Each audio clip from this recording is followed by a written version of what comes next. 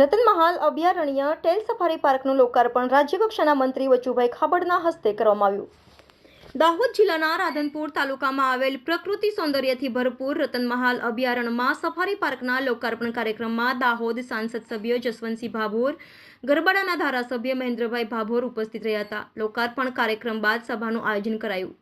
સભાની શરૂઆત દીપ પ્રગટાવીને કરવામાં આવી। આવેલા મહેમાનોનું બુકે આપી સ્વાગત કરવામાં આવ્યું।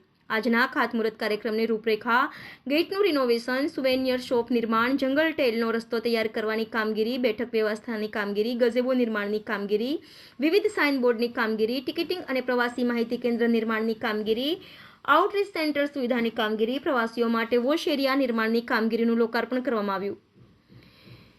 રતનમહાલ અભયારણ્યમાં વન્યજીવ વૈવિધ્યતાની દ્રષ્ટિએ ખૂબ જ અગત્યની ઓળખ ધરાવે છે, જે 55.65 ચોરસ કિલોમીટર વિસ્તારમાં ફેલાયેલ છે। આ અભયારણ્યની મુખ્ય પ્રજાતિ છે। તદુપરાંત અભયારણ્યમાં દીપડા, ઝરખ, ચોશિંગા અને ઉડતી ખિસકોલી જેવા પ્રાણીઓ જોવા મળે છે। પ્રાણીઓ ઉપરાંત 162 પ્રજાતિના પક્ષીઓ આ અભયારણ્યમાં નોંધાયેલા છે। આ વિસ્તાર વનસ્પતિ વૈવિધ્યતાની દ્રષ્ટિએ આગવી ઓળખ ધરાવે છે। આ વિસ્તારમાં 200થી વધારે વૃક્ષોની પ્રજાતિઓ જોવા મળે છે, જો અહીંયા આવતા પ્રવાસીઓ માટે તથા શાળા અને કોલેજના વિદ્યાર્થીઓ માટે અભ્યાસની સારી તક પૂરી પાડે છે।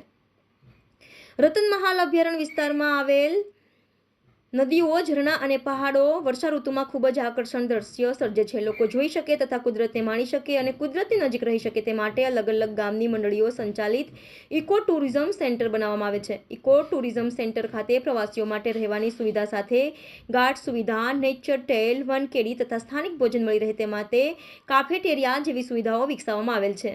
રતનમહાલ અભયારણ્ય ખાતે ઉધાલ, મહુડા, નલદા કેમ ઇકો ટુરિઝમ સાઇટ આવેલ છે, જ્યાં પ્રવાસીઓ માટે ટી હાઉસની સુવિધા પણ વિકસાવેલ છે। રિપોર્ટર રમેશ કુમાર ધમા, દીવ મિરર ન્યૂઝ, દાહોદ। નમસ્કાર મિત્રો, હું ફિરોઝ ઈરાની આજે તમને એક નવી વાત કરવા આવ્યો છું। દીવ મિરર ન્યૂઝ જોતા રહો, સબસ્ક્રાઇબ કરવાનું ભૂલતા નહીં અને શેર કરવાનું પણ ભૂલતા નહીં। સત્યની સાથે જોડાતા રહો। નમસ્તે મિત્રો, હું છું ચાંદની પરમાર।